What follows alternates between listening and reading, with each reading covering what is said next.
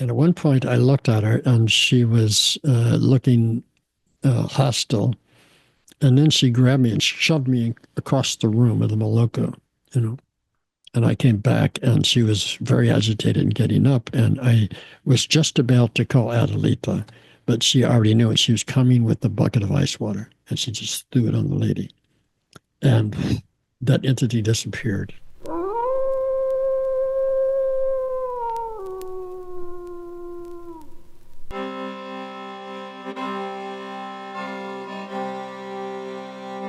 Michael Smith, it's great to see you again. It's been a while since I had you on the podcast, and we did a course together probably a few years ago now. Yeah. And I've been During following COVID. your, yeah, I guess, yeah. Yeah. And I've been, following your work as much as you post on social media and staying abreast of like how things are developing for you. So I thought it'd be a great time to check in and just hear from you as a real practitioner who I think in your 70s are still developing your work and your approach and your frameworks and all of that. Right. Anyway, I'm very happy to be here too, Brian. It's great to see you again. And we always had some good talks. So let's see where this one goes, you know. Yeah. I think like the kind of biggest development that I've seen in your work is your incorporation of IFS, internal family systems, into your psycho-shamanism work. So maybe that's a good place to start, just like how that came about.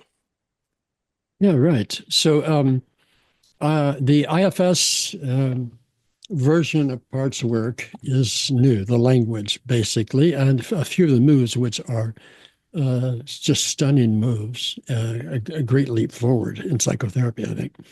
But a lot of it's there in Jung, as Schwartz himself and Falconer, both Robert Falconer, have acknowledged. That's the model closest to the IFS system, but there are significant differences. And I've written two books, but really that deal with integrating Jungian shamanism. And I show what great similarities there are between Jung and shamanism. And in shamanism and in Jung, there is a kind of algorithm, let's call it a protocol, certain steps by which you approach what Jung called complexes.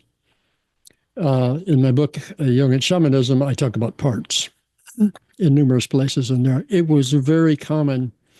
I was editor of this magazine, Shamanic Applications Review, which was a journal for psychotherapists who were also practicing shamanically with drum journey and that sort of thing. Hmm. And we'd put on a conference in St. Louis from people I had met through CompuServe in a little group called Jungfire. And to my astonishment, more than 500 people signed up for our workshop in St. Louis. And I was just shocked because I hadn't run into anybody really but myself. What era is this? This is mid 1990s, Okay. maybe 94, something like that. So like around that time of the big neo-shamanic boom that was happening through Michael Harner and all kinds of books. Yeah. Yeah, Harner and I knew each other for many years before. We were clear back to early 1980s. And Sandra Ingerman came along. She helped actually greatly promote my book. But this was before the book, Jung and Shamanism. And I just thought, I'll launch a magazine. So I did.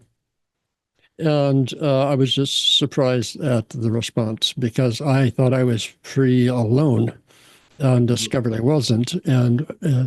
And there's eight issues of this. We did one a year magazine where psychotherapists show their use of the shamanic journey in doing their parts work. At the time, we called them parts. Sometimes we also call them subpersonalities because of Roberto Assagioli.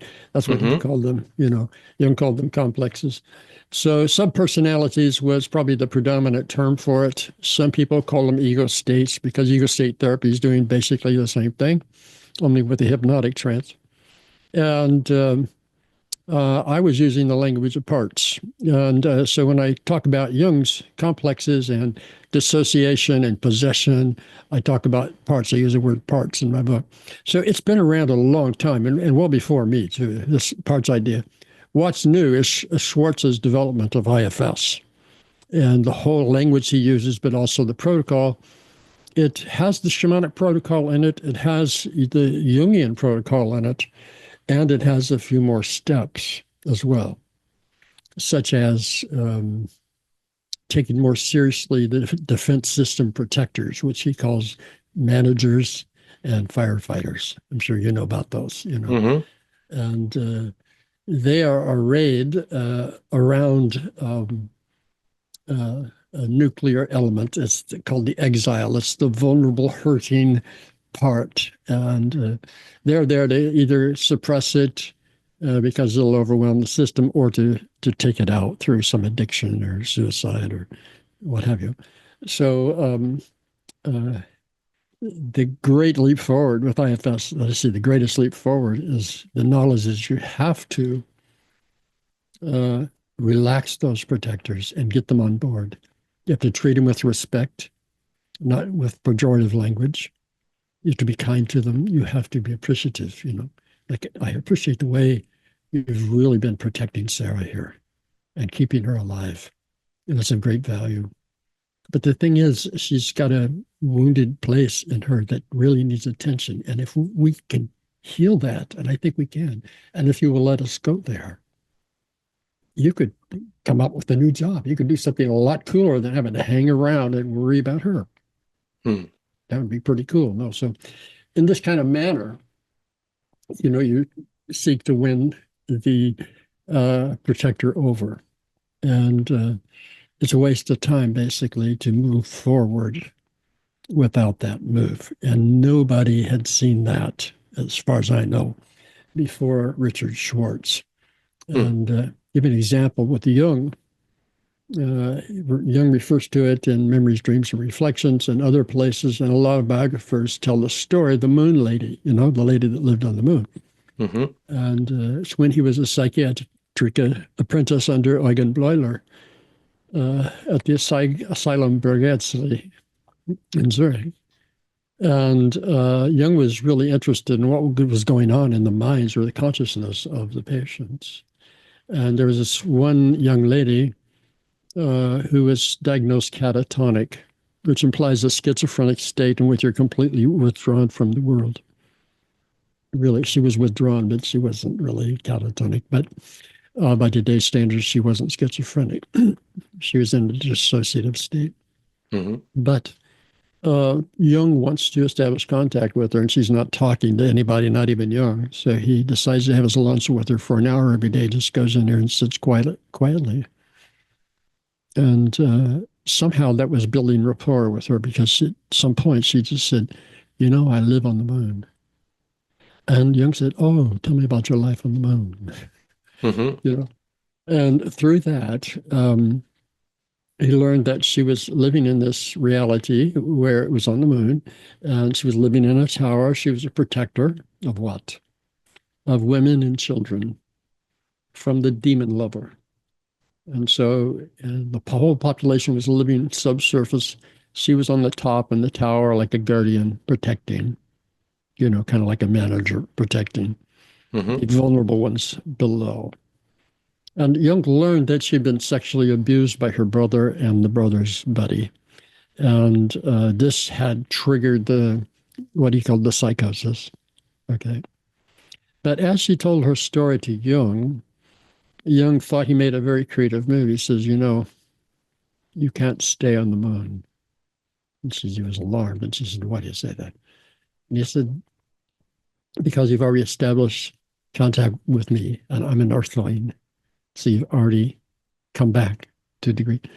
And she was furious, and she lapsed into a violent psychosis that went on for weeks until they could stabilize her again. But Jung kept going and working with her using this approach. And he finally lured her, without dealing with her protectors, luring her back onto the unit and giving her some work therapy, where she's helping other patients, giving little tasks around the psychiatric unit, you might say. And then she was released and went into, I believe, private practice with Jung for a while, and then went on and worked in a hospital, got some type of training as a nurse. And at that hospital, some doctor made a pass at her. And she had a pistol, and she pulled it out and she shot him. Hmm. And she's rapidly brought back to the asylum for Getzley, and Jung is befuddled in what happened. And she said, I carried a gun since I was seeing you. And she was referring to outpatient with Jung. And I would have shot you too if you'd have found me. So these are protectors talking. Wow. Okay. And in IFS is called pushback, backlash. So it's where the protectors push back because you never respected them. You never got them on board. Okay. And so they're sabotaging the process to some degree. Mm-hmm. So this is a big principle in IFS, is that you're not going to get very far and you're going to get a backlash if you don't, with compassion and respect, curiosity, and all those 8 C words that I have used, unless you don't approach them with that kind of centeredness and open-heartedness, you're not going to get anywhere. So I think it's a big boon to psychotherapy, period, to understand the role that these protectors play in trying to ensure the integrity of the vulnerable, wounded part. Mm-hmm. And they're not going to give up until they know she's safe and you've shown them respect. Mm-hmm. Yeah. Wow. I wonder if you could go into some more detail about how the protectors might show up. You mentioned suicidal ideation as one, and I find that interesting. Like, how would that be protecting the person to urge them towards suicide? Yeah. So the protectors that are called managers are pretty suppressive. They might do it through judgment and criticism. They tell you, shut up, this is, you're not going to go there. Why do you want to go there? So they're repressive is their nature. But the protectors called firefighters, it's a very charming name. They want to whisk you out of there right away. And they only do that once the managers fail. When the managers can't repress because the exile is too riled up, and let's say having a meltdown. So the firefighter comes and says, hey, I got this. I can take you out right now. Let's go to the fridge, or let's go get some vodka, or let's get your marijuana pen, or let's go sleep. We'll sleep it off.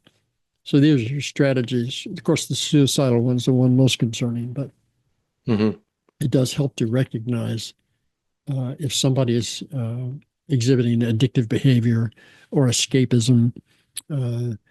That's a protector trying to stop the overwhelm. Unfortunately, a protector can propose suicide and succeed.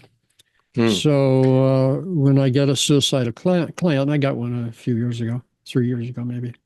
It was towards the tail end of COVID, and I think after we did our last recording. And he had the gun, he had the bullets, ready to roll. But he called me, and I agreed to take him on.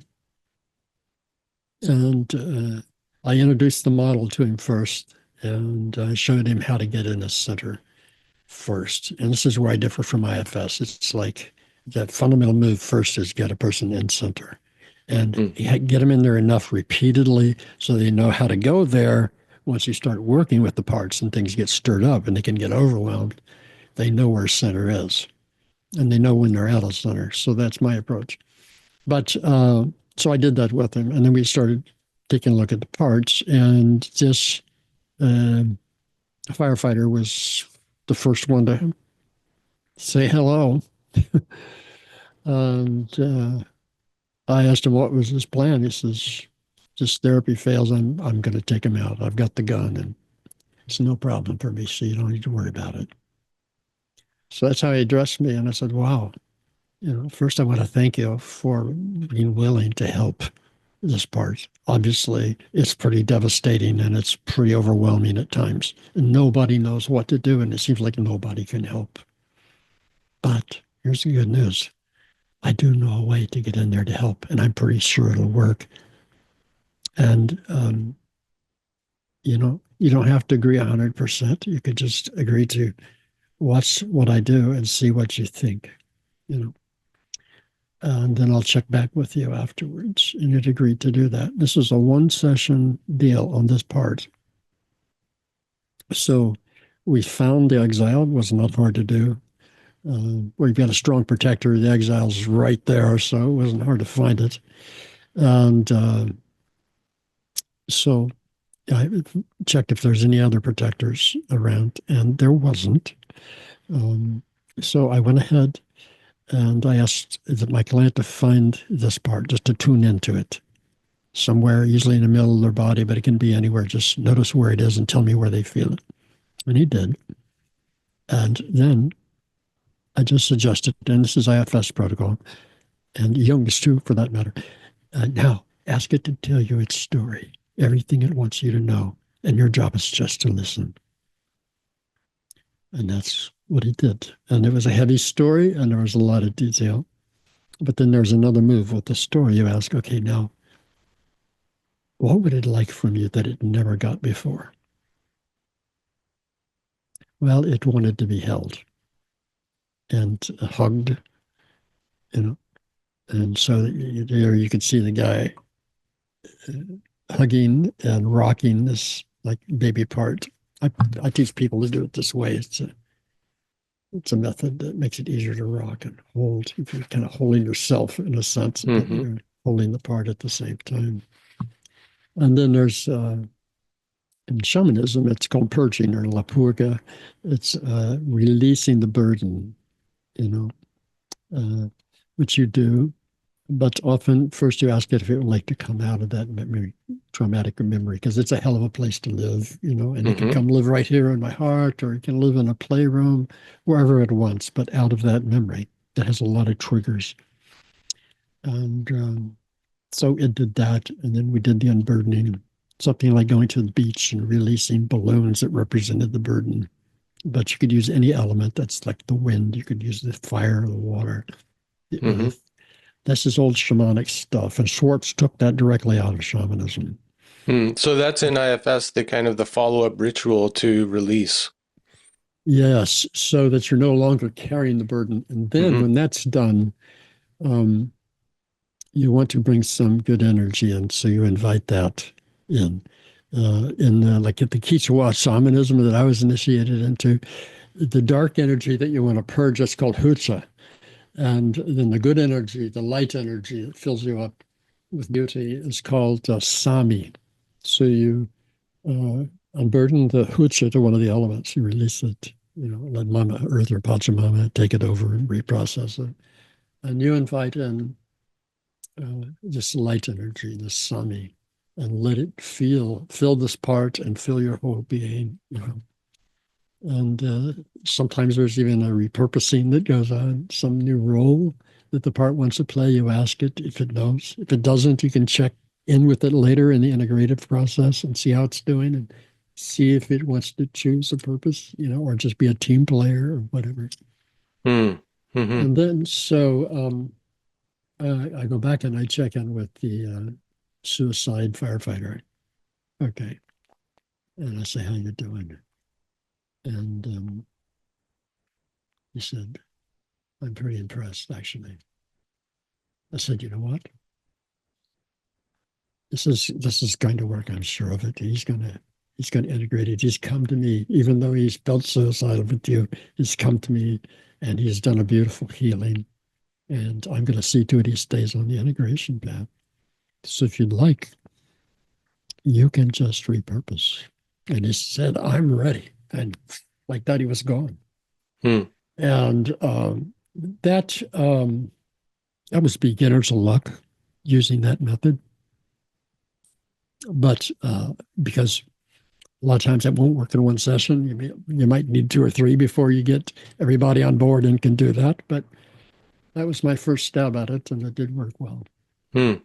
Hey, I want to take a moment to speak with you about this channel. Currently, only 11% of viewers are subscribed to the channel. I think those numbers are terrible. So if you're enjoying this content and you want to help out the channel, please take a moment right now to like this video and subscribe. And if you really want to help out the channel, you can become a member of the Howl in the Wilderness Patreon, which will give you access to early release of full ad-free episodes, plus access to the archive of the first 100 episodes of this podcast. It would really help me out and allow me to keep creating content like the interview that you're watching right now. Okay, thanks so much. Now, back to the interview. Yeah. I'm sure you're familiar with the work of Donald Kalshed, yeah? Oh, yeah. Yeah, I was Um, going to say something about Cal Shed. yeah, I think it's in his book Trauma and the Soul, where he talks about like the kind of the protector, how they can actually turn into something more malevolent, more destructive. I think he calls them, then they become like persecutors, but almost like demonic energies, which rings, a bell in my shamanic ear. And one thing I found about IFS is it seems to hold back from going that far. A firefighter and a protector, I can imagine getting them on the side and repurposing them. But something like a real malevolent energy in the person is something that, we work with in shamanism quite a lot. Yeah. Where do you sit with that? Well, I work with that stuff, okay, but and just staying with the IFS model for a minute, there is a number of entities. So one kind of entity is a part, whether it's an exile or a protector. And a part is not the center, it's not the self, it's just a part. It's a part of what Jung would call a complex. And there's guides. These are like shamanic guides. They're benevolent. In IFS, if you say guide, you're referring to something that's like a shamanic guide or an angel, something like that. Okay. Mm-hmm. Then there are burdens, like legacy burdens. Okay. And the stuff you unburden when you're doing the IFS healing. And then there's the unattached burden, which I'm sure you know because I know you've interviewed Robert Falconer. Mm-hmm. So those are not parts. Okay, but they present as Jung would call them archetypal images. You know, um, what's the word he uses? I'll think of it in a second. Primordial images. Mm-hmm. So when Jung used the word primordial images, he sometimes interchangeably with archetypes, but he means these are self-personifying forces of the psyche. And the psyche for Jung extends throughout the cosmos. Okay, so they're not necessarily personal. Okay, but this kind of entity is what Falconer, who also read my Jungian Shamanism book too, and he says in the back of his book where he's listing his resources, it was an interesting contribution. And I think I know where in the book he thought that. But and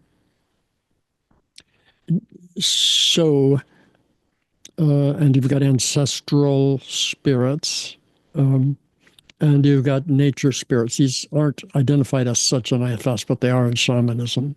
So Mm-hmm. I'm just extending the list of kind of entities you can deal with. So IFS, I watched Richard Schwartz at Harvard right at the beginning of COVID, and there were like 500 people, and we were sworn at that time to secrecy, that we could not talk about this publicly. But that's changed now. The situation's changed now. But there he was working with the UB. He didn't know it at the time until he knew it, but this guy was from the Middle East, I believe he was Jewish, and he looked possessed. His body was flailing about all the time, and he had seen neurologists, psychiatrists. Nobody could figure out what was going on with him. So they piped a line telehealth-wise to Harvard Medical School, where Schwartz is sitting in his home, actually on a big screen. So we get to watch this thing through our monitors, because it was COVID. And he quickly sorts out that it's not a part, So then he's looking for when this thing entered the line, and it had been in the family quite a while, but it entered during, I believe it was during the Holocaust. And so it moved through like 3 generations in the family, And Schwartz befriended it just like he would befriend a part, very respectful. And he let it know it could leave, and maybe have a happier existence, And he helped escort this being into the light. And then the man's symptoms calmed down. And then we had an update later that weeks had passed, and we had an interview with this man, and he was just appearing normal and relaxed and very happy to be free of that particular kind of burden. Mm-hmm. So that's the kind of work that Bob Falconer, was very close to Schwartz, was pioneering in. And I don't know, Schwartz picked it up from Falconer, but I picked it up from Falconer because prior to Falconer, based on the models I had learned as a medical anthropologist in different cultures, exorcism was the main treatment for this type of entity. Mm-hmm. And exorcism's got a problem there because it doesn't move with respect. It moves with power, So you invoke God Almighty, Right, yeah. Or Christ or Buddha, whatever, Yeah, you're not Buddha. You're not trying to make friends with this thing and negotiate with it. You're trying to cast it out, right? Exactly. And so you get a lot of pushback right on. And these are big, long ordeals that can go on for weeks, months sometimes, And I learned my method in the Amazon, from an ayahuasca curandera Adelita novice. And I knew the ritual Romanum, but seeing her work. So we're in the jungle, and I worked with her and her son for about 5 years. And so I'm bringing people there all the time, large groups of people for ceremonies from all over the world. And this lady comes in from the Caribbean, and she's just basically possessed. I look at her eyes, and they're big black, just solid black, in the ceremony.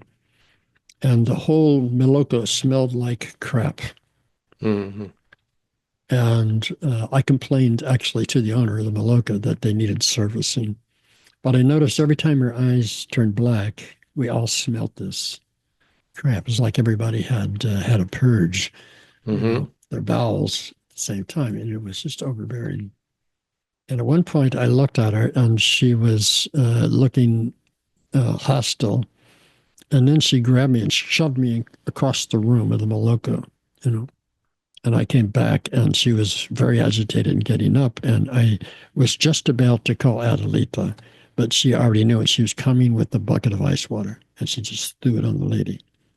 And that entity disappeared, And then Adelita got down on the floor and held her like a baby, There's some reparenting going on, and singing her Icaros like a lullaby, So I was running into this stuff all the time in Europe. I see a lot more than in Europe, these dramatic forms of possession than I do in the States. But people are possessed by UBs in the States. I get that too.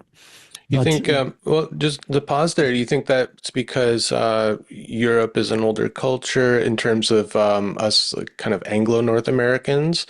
And also Europe has gone through like so much kind of trauma over the generations, right? With the plagues and the wars and all of that, the, Christian persecution and. Yeah.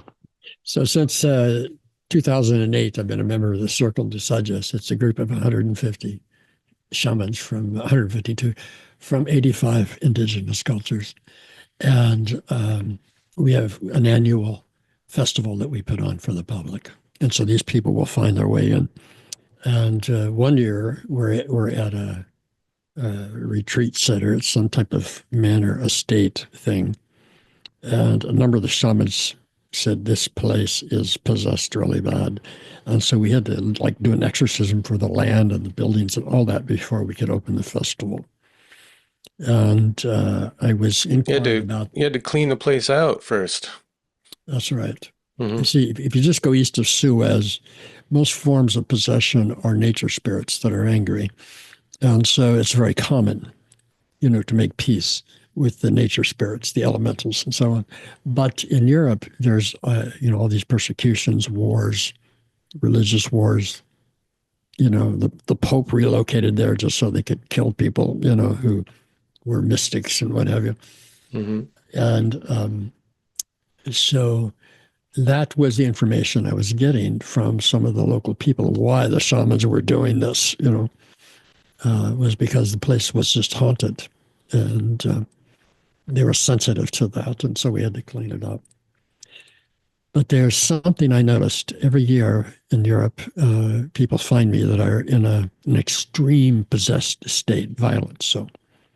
And we have a screening method. I do interview people before they come to one of my workshops, retreats.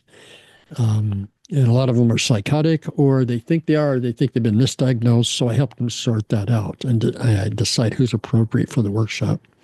But certainly, if you're possessed, you're not coming into the workshop. If you're bipolar or schizophrenic, you're not coming to the workshop, because we want to help people, and that would just bring chaos into the workshop. So I got this one guy that lied, and in the middle of a workshop, it's a 4 or 5 day event, he just went berserk and started screaming so loud we had to interrupt the workshop. And I had a bunch of healers there, including an exorcist. And they wanted me just to observe and watch them go to work and take care of this, right? After about 3 hours, I said, you know what? Just keep going at it. I'm going to go to my room. But if you need my help, I know how to turn this off. So later they come and get me, okay, we need your help. So I go down there and I remember what Adelita did. And I said, okay, I'm going to turn this off. It's not to heal it. I'm just going to stop it. Okay. But I need some raw meat. I need a turkey baster filled with ice water, and bring it to where he's at, and then I'll go to work. And so they did. And so I bent over the guy, and his eyes were like the Caribbean lady. And I looked down in there. It was like looking into an abyss, and there was some entity that had hold of him. And I just said, you're going to go shortly, okay? Because I'm going to shove ice water up this guy's bum, and I'm going to make you eat raw meat. And that's coming right down the throat. And suddenly you could see fear. But then the possession resumed. And so I had this big guy, Luca, he's almost 7 foot tall. He picks him up and I said, take him to the shower. Took him to the shower, put ice water on him. And he's, oh, it's cold, it's cold, let's go. I said, only when you leave will we stop. And you have to eat this meat. And he said, I'll do it. So he did, ate the meat. That was the end of the possession. Not that it wouldn't come back later, but it just turned it off. Mm-hmm. And then this guy told a story. He'd been all over the world looking for an exorcist, this sort of thing. But I set him up with Luca, the big guy, who's an exorcist, to continue to work with him to make sure this entity is gone. So they worked together for several months and did achieve success at that. But this is not necessary with the IFS UB model, particularly that Falconer developed, because by just being kind and seeing what the entity wants and negotiating with it, and making sure there's not a part of the personality system or self-system that wants that entity in there. If there is, you have to heal that part first. Mm-hmm. Get it to the place where it'll let go. And then the thing will work. Hmm. That's the genius of Falconer's work, really. It's magnificent. Hmm. Yeah, I can attest to that approach. I mean, before I knew anything about IFS and before I was really more educated on, Jung's theory of complexes and all of that, I was involved in shamanic work, and I encountered one of these entities that had attached itself to me. I think I invited in after a period of real particular acute trauma back in my teenage years. And then, 20 some odd years later, I'm doing this work and this thing appears. And there's an immediate connection to what happened in the past, and me becoming aware that I was complicit in its being there, and for a period of time, it was protecting me through various behaviors. But it was I was young in my marriage, and I was finding that it was getting in the way, all of these behaviors. And then, Mhm. I had this experience where it was revealed, well, this is the source of those behaviors, and you invited me in to protect you at a time when you were really wounded and vulnerable. And so I went through this whole kind of intuitive process with this being, and really thanking it, asking it to leave, and then having this purging process. And then, so then I hear stories like yours, and I go, oh, okay, well, this is in line with what kind of happened organically, I think guided by the medicine and that kind of thing. But I can attest to this approach that, even something that's like very malevolent and is like really kind of maybe slowly killing you, if not, asking you to commit suicide, but, through like heavy partying, drinking, indiscriminate drug use, that kind of thing. It's kind of like slowly eating away at you. That they can, if you acknowledge their usefulness, their purpose at the time, and then ask them to leave. I found that can work. It doesn't Yes, require something more extreme. right, right. Now, I do have people I've used this method on that suffered a lot of childhood violence, sexual abuse, thrown out on the streets, that sort of story, Hmm. and they tend to have UBs attached. They've picked up along the way. And the trick there with somebody that's had that rough of a start in life is that the long-term relationship between the UB and the part that's holding on is a challenge because you have to convince the part that's holding on uh, that it would be better to Right. That heal and to that it let can that go. well, and that you can keep it safe and you can care for it. Yeah, Right. And so you yeah, relax that attachment. yeah. So just to remind people, when you say UB, it means unattached burden, which is Right. one of these archetypes, energies, entities that don't belong to you. Yeah, that's There's right. something So, that have either come in or you've invited in. Yeah, just so yeah. people don't get lost in that. Right. Jung would have talked about these, what did I call them a minute ago? The primordial The images or primordial images, yeah, Mhm. because they do spontaneously appear. They have an intelligence, they have a will, they have a persona, you know, Mhm. and who They're knows just what they ultimately. seemingly autonomous, right? Yes, some of them admit to uh, being amongst the dead.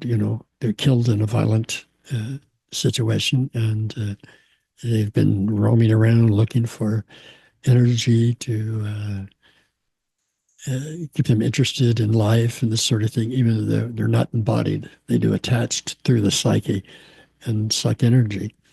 And some of them don't know what they are, and they don't know who their boss is or where they came from or anything like that. But I find all of them, in a few cases, some of them, I give them the option, like Falconer does, of you can go into the realm of light, and the heavens will open, and hands of light will reach down and receive you and help you transform and transmute, or you can go back to where you came from in that darkness, but you may not stay.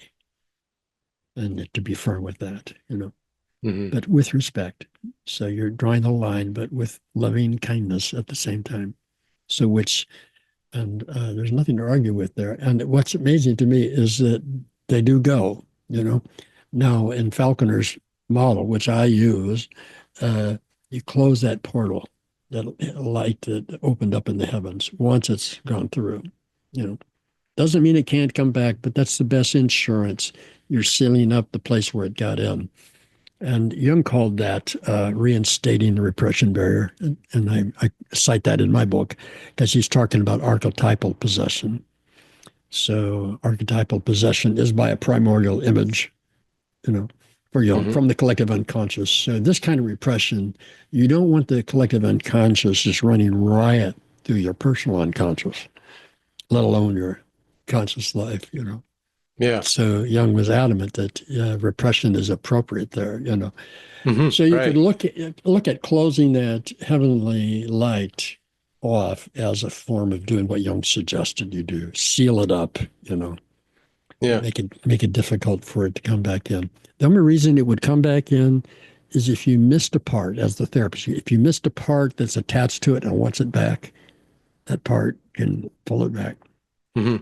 I mean, this to me is just further evidence of the wisdom of a lot of indigenous healers because working with ayahuasqueros, the first thing that happens is you protect the space, create an arcana around the space, so that when the ayahuasca opens up the crown to the collective unconscious, to the astral realm, however you want to think about it, so that things can come in, things can go out. There's that opening there, but any responsible ayahuasquero curandero, before the patient leaves their care, they're going to seal them up.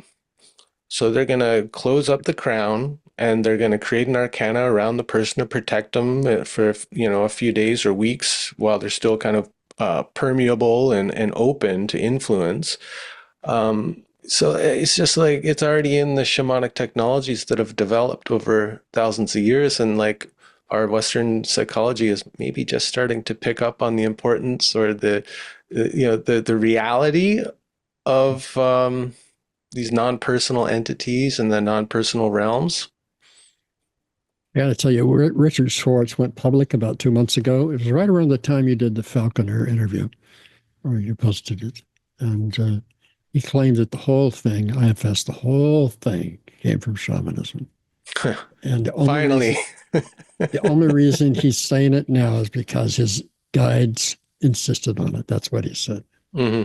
But I knew it. I had already written on that. You know, I've mapped Right. it out. You know, so Yeah, like um, those with eyes that can yeah, see can see it, right? It's like, okay, yeah, just come on, come out with it. Like this is what we're talking about here. But of course, like Jung was really worried at being painted a Gnostic, a mystic, and so he couched everything in this same thing. Same thing. quasi-scientific language, right? Same thing. But anyone Read who's the red book and then read the yeah. collected works. It's like, yeah, the red book's much better, much more interesting to read Well, it's much because more kind of direct and honest about how he yeah, felt about these entities and what he considered them to be, right? yeah, He didn't have to kind of hide that.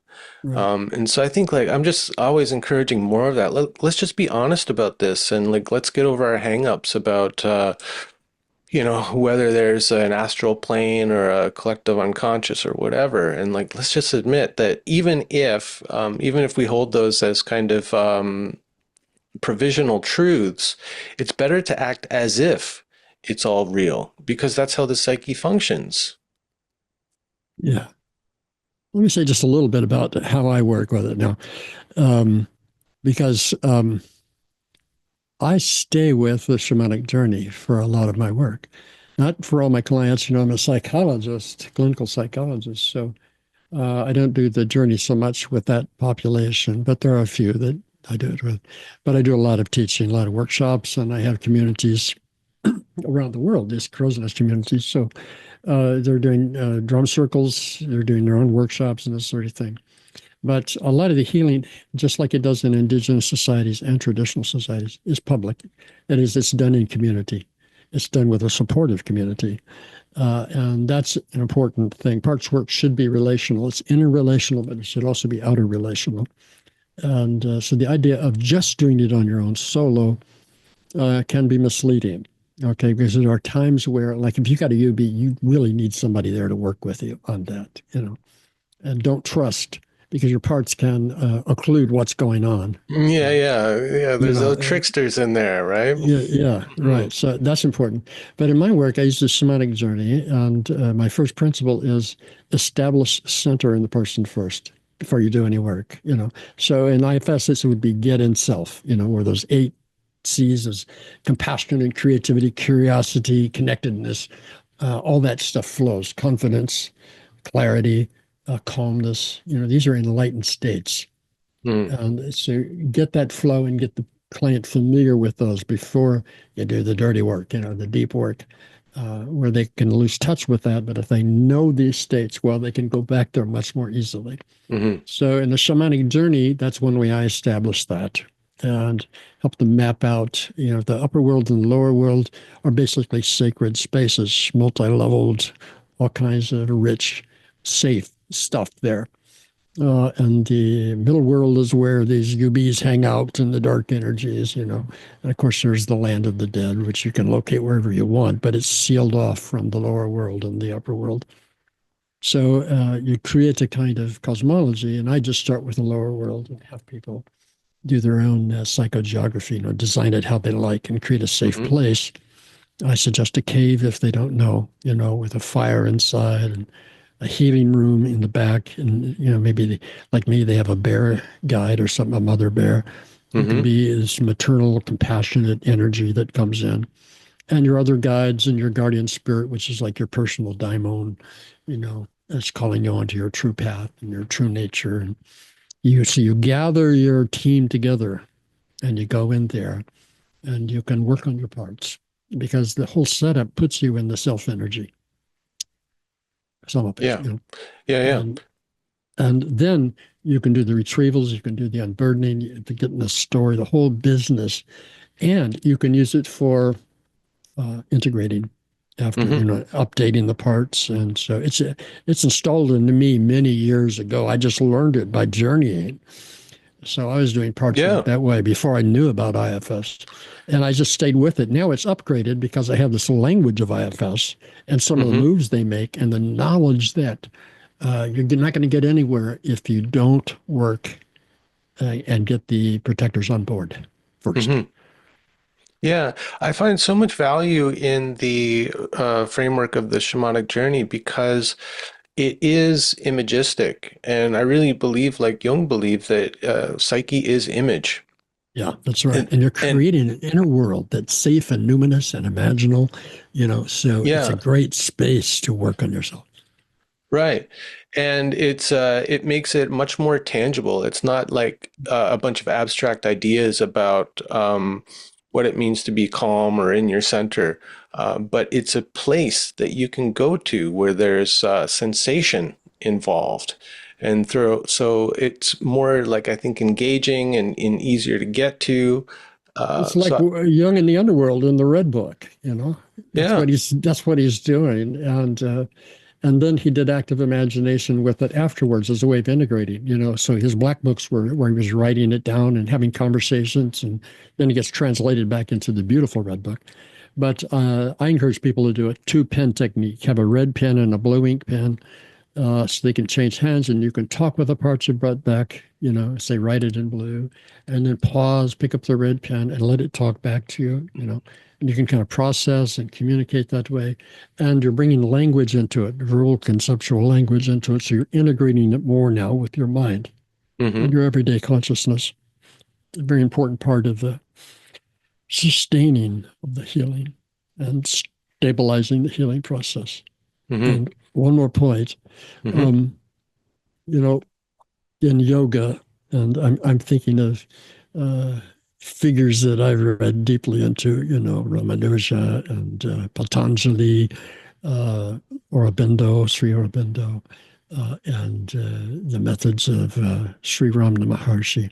So you've got these samskaras, and you've got the vasanas, and there's chit and chitti and all kinds of things like that. But these um, vasanas are like unfulfilled desires. I'm sure you know what I'm talking about, and you're responsible for a lot of where you're going, in terms of rebirth and this sort of thing. So the idea is to bring pure consciousness to the vasanas, and watch them dissolve in the power of the pure consciousness. Same way with the samskaras. They're basically the same thing, little nuanced differences. These are the equivalent of parts or complexes. They're burdens, this sort of thing. But it's a much more active approach. The Indian approach is limited in that psychology, yoga has a psychology, but it's a spiritual psychology. So adept psychology is only 100 years old, and so there's a lot of things about human relationships, intimacy, trauma, that's not embraced in yoga. It's not understood, except in these categories of samskaras and vasanas and this sort of thing. And the cure to the suffering is the absolute pure consciousness, or Brahma. Yeah, there's basically one universal cure. It's like establish yourself in the self. So bypassing is very easy, and we know there's lots of teachers today that bypass because you can. I could do it every day, just some ugly part of myself. Okay, I could get very centered and in absolute pure conscious bliss state, and it's like it's not troubling me at all. Yeah. But what about tomorrow or the next day or Yeah, it's going to sneak up on you at some point. Yeah, exactly. So, like shamanism, which is very active, and Jung psychology, active imagination, IFS in its parts work is very active. So you get in the self, you get in the center, you get in as pure a conscious state as you can, that the hallmarks of which are like compassionate and calmness, stillness, that sort of thing. And you engage your parts from that consciousness. And if you know this protocol, it's easier to succeed in moving through the stages and help liberate that part from that hucha. Yeah. It's moksha. Yeah, it's moksha. It's freedom, which is a big promise, but hard to attain. And I want to talk about practice.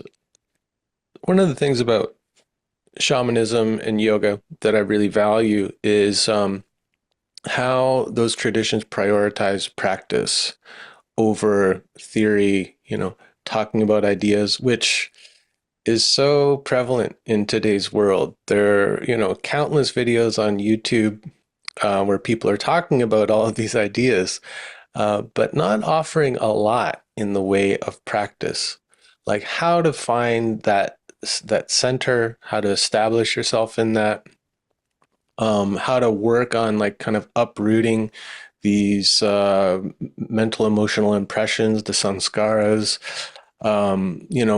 how to do these little rituals of releasing and inviting in, which in shamanism yoga, we've got like a whole library, a whole toolkit full of practices, mantras, invocations, little rituals. So I'd like to talk about that, like how you personally put it into practice and like what you recommend to other people. Like, are there things that you have a go-to kind of practice for establishing yourself or finding that center of peace and calm? I do. I sent you a little photo of a little altar of mine. Do you have that such that you could post that for a minute or not? I can't do that. It's beyond my kind of skill level on Zoom, but I'd have to set it up beforehand.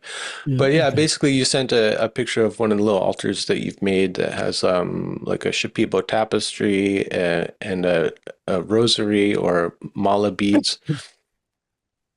Yes. Maybe just describe it and talk about how you work with it.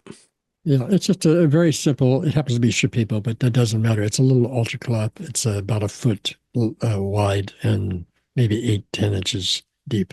But I just have a simple red votive candle in the center, and that represents the center, the pure consciousness, pure aware eye. And around it, I have arrayed a set of white mala beads with a little red tuft on the end of it. And it's just quite beautiful. I have altars all over the place, but this is an altar that I spend even averages 6 hours a day in front of. Sometimes it stretches from 4 to 8, but 6 hours a day. I call it morning practice. And I begin with prayers and chants, to my Daimonian, my guardian spirit, to the great spirit. And I've shared it in other videos, but it's like this. Tukui shunkuwan kuyanimi. Tukui shunkuwan kuyanimi. Tukui shunkuwan kuyanimi. And I repeat it a few times, ringing a bell. And,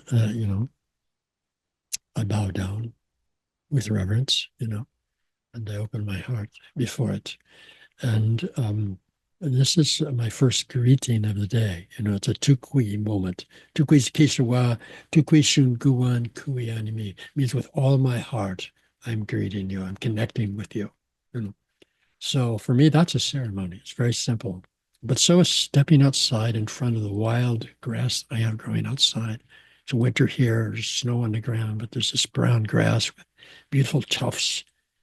When I look at it, it looks like I'm in heaven somewhere, There's arches of some temple. So I'm in the temple of the world. That's a ceremony, just greeting a being. I greet my cat, I greet my partner, whatever. And every time, in every place, every being you meet, just in essence, tukui, shunguan, kuyanimi.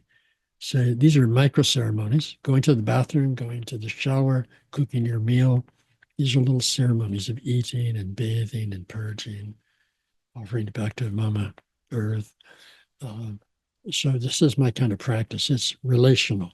It's interactive. Whole life is interactive. And then the parts work is interactive, So in the afternoon, that's when I see clients. So I call that my afternoon practice because the benefits and the fruits of the day of me sitting in stillness with my heart open flows into my client work because then I'm already in that state I need to be in to help people work with their parts, and find their center. And it's like a tuning fork. If you are centered, then you're going to send that vibration out and it's going to be felt and can help people to get into their center so they become more conscious, more self-aware, more resourceful. And that's the micro practice, and every time and place is connective greetings. But macro presence would be something like a mushroom ceremony and a ayahuasca ceremony.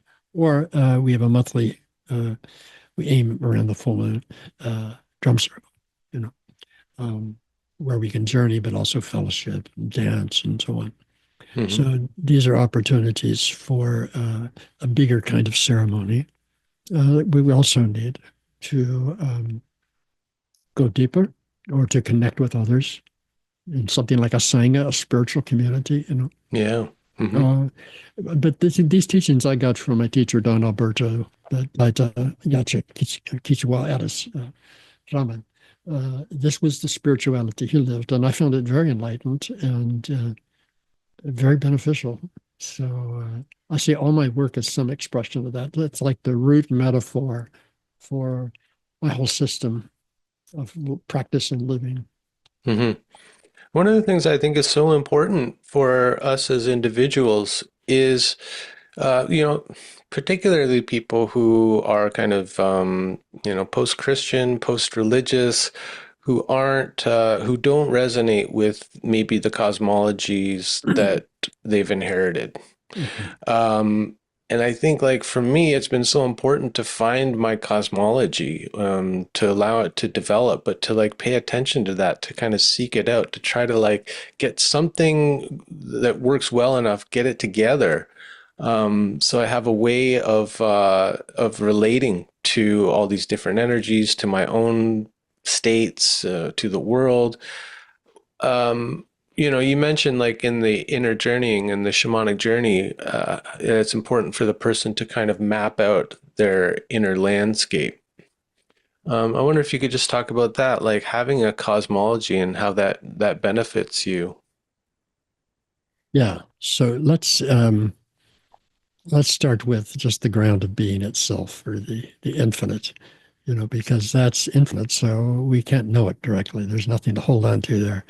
I've heard it said by some Swami that Brahman is like a field, and it will react and crystallize around whatever idea you put on it. So you can't really know it in itself because it's just going to mirror back what your own consciousness is doing.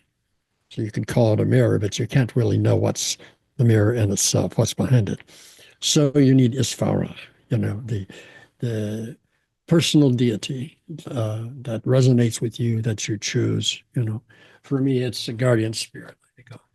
I have these little sculptures all over the place. A beautiful version, you know. Hmm. But for me, that's an Ishvara. I know it's a human creation of the imagination. Okay. But I also know it takes me places that are very deep and very enlightened.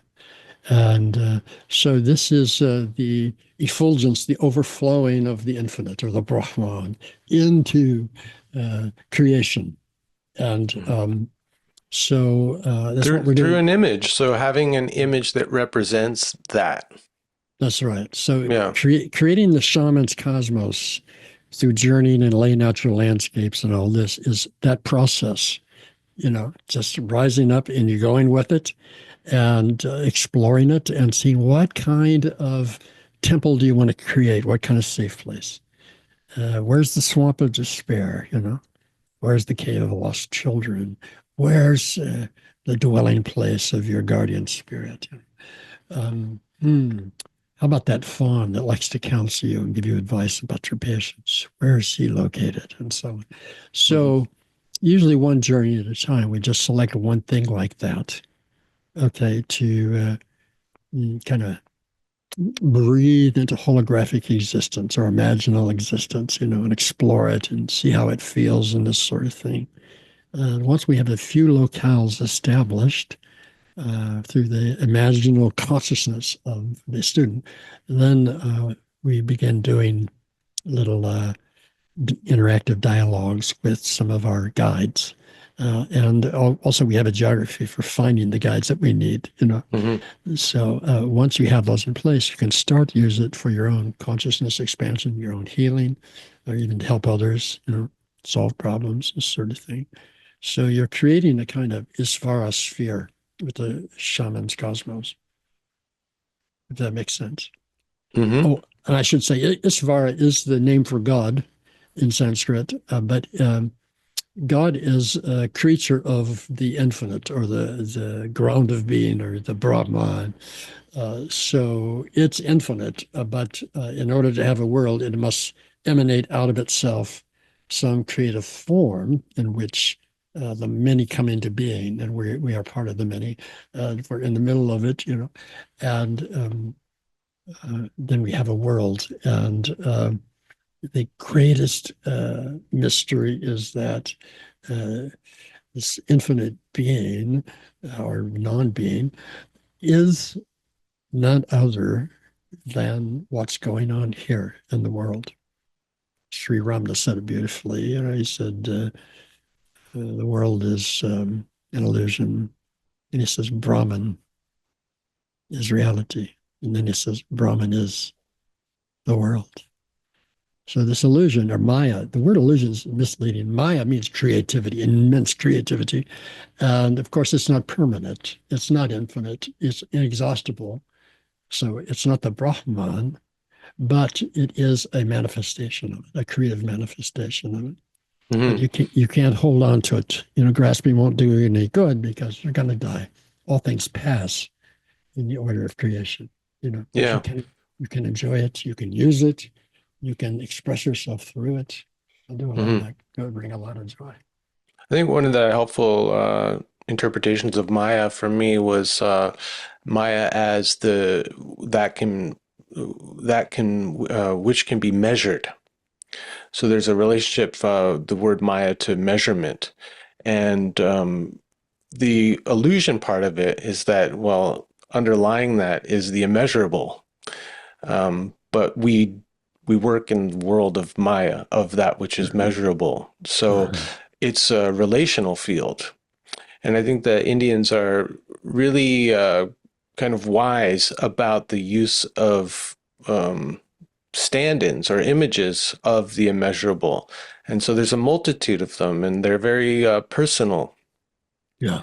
And so Yeah. Ishvara is a kind of a general term, but everyone needs to find their own image for Ishvara that That's right. connects connects with them emotionally. Like if it doesn't speak to your heart, it's not going to be a kind of a useful image. I think it has to make you want to bend the knee.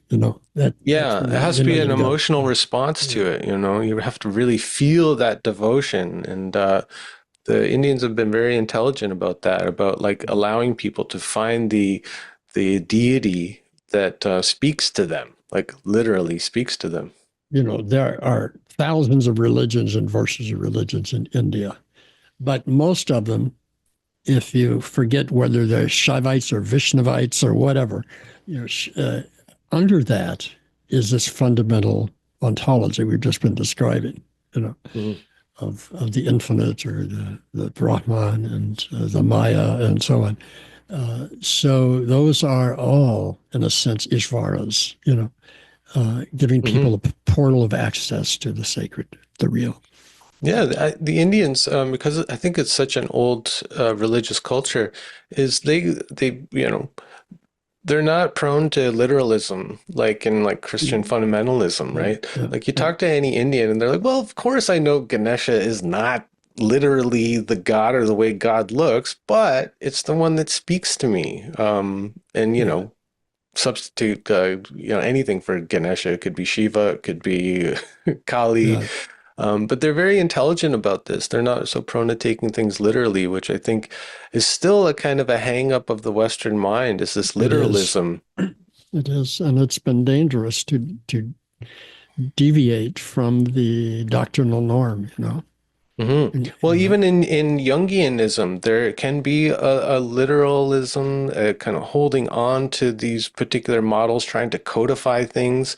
And it may have been before we started recording, but that wasn't reflective of Jung's own practice and yeah, development. Like you said, he's always like developing his ideas, going back and revising his thoughts on things, or being very kind of unclear, going back and forth, never like ending up on like a hard definition of some of these concepts. right. Or he contradicts it in the next thing he writes if he does. Yeah, right. I think Jung was more, his writing was a practice, where he's trying to clarify things and he's trying to find meaning through it and so on. So it was not something that he worried about like a serious scholar getting every I dotted and T crossed and Hmm. all that and having it be logical. You find a lot of logic in Vedanta, the way ideas are stacked up and this sort of thing. But that was not Jung. Jung was exploring and evolving through his writing. And I think you have to look at it. Even the public works, the collected works, are forms of his own process, of his own yoga, his own mission in the world. Yeah, yeah. He's working stuff out in public, Yeah, over yeah, the course of his life. Yeah. yeah. And then it becomes, dogmatic when people focus in on things and want to kind of pin his ideas down to one thing and not evolve them. And that's one of the things I appreciate. What you're doing is you're kind of using Jung as a foundation or an original inspiration, Yeah. but actually through practice, allowing those ideas to develop and incorporate, other models, other ways of working. And I guess in that is forming something that may be unique to you based on your own personal interests and experiences. But I think like the model there is to syncretize, to synthesize, and find Mhm. your own way. I mean, Yeah. would you say that Yeah. that's accurate? Yeah, right. Whatever I'm drawn to, and I was drawn towards Jung and shamanism and so on, and then IFS. But whatever I'm drawn to, I try to get enough mastery over it, of the essence of it, so I can synthesize. Okay, because then I become the artist, and I say, okay, now how do I experience things? And what does Jung say about it? Shamanism say about it? What does IFS say about it? What does Ramanuja say about it? And then what do I say? Do I agree with Mm-hmm. Ramanuja? So I can start weaving my own ideas out of that. Jung was doing the same thing. There's a Hmm. huge list of people. Jung was reading and studying profoundly, so he was working out through all that reading as well as his writing, how it was for him. Yeah. And I think that's what he wanted anyone who was inspired by him. That's what he wanted them to do. And he always pointed to the idea of the imitatio Christi, the imitation of Christ, and how so many people got that wrong in interpreting that as I must act just like Christ did. And he said, no, no, no. Act like Christ did in the way that he followed his own true path, his own calling in his own unique way. That's what you imitate. And so that looks different for everybody. Yeah, yeah, that's right. Yeah, like you said, last thing, what was his line about like not wanting, thank God I'm not a Jungian. I'm Yeah, just young. right. Yeah. He didn't want to form the institute because he said you can't get this out of a diploma at school, you know. Yeah. His model was always like a craftsman. So you go work with the master craftsman a while and you learn this, and you go work with another one and learn their way and so on. So he said you're going to put this into an academic program with requirements and theses and all this, and this is not how we've done it, Yeah, it'd you be know. like book learning rather than experiential. Hmm. But Hmm. he was convinced, forget who convinced him of it, but that his life's work would not last very long if he didn't form some institute to keep it alive. So he capitulated to it at some point, but he personally was against it. Yeah. Hmm. Hmm. And so you're doing workshops, and so I guess that's your way of helping people to find their way experientially. Mhm. Can you talk a little bit about those? Like, how much is there theory involved? Because you haven't come up with a how-to book yet. You're doing this person to person with groups. Yeah. Um, can you talk about Yeah. that? So, Like, how much like groundwork you lay in terms of a kind of provisional theory or framework versus allowing people to just, guiding them through experience? yeah. First, I'll say the books are coming of them, and there are a lot of them, but I have a lot of help. So Hmm. people are putting stuff together and translating stuff. So that'll probably come after I die. I don't know, but Hmm. I'm not worried about it. But the workshop or the stage, as they say in French, this is the vehicle for my life's work. And so ceremony is very important. My practices, my chants are at the heart of it, and teaching other people to do ceremony and to connect. So there's always that from beginning to finish. And then there's content, some of the stuff we're talking about here, but just enough per day. If it's a 7-day workshop, for example, an hour, 90 minutes of content, and then it becomes a practice. Okay, here's how you realize that, or here's how you use that. Okay.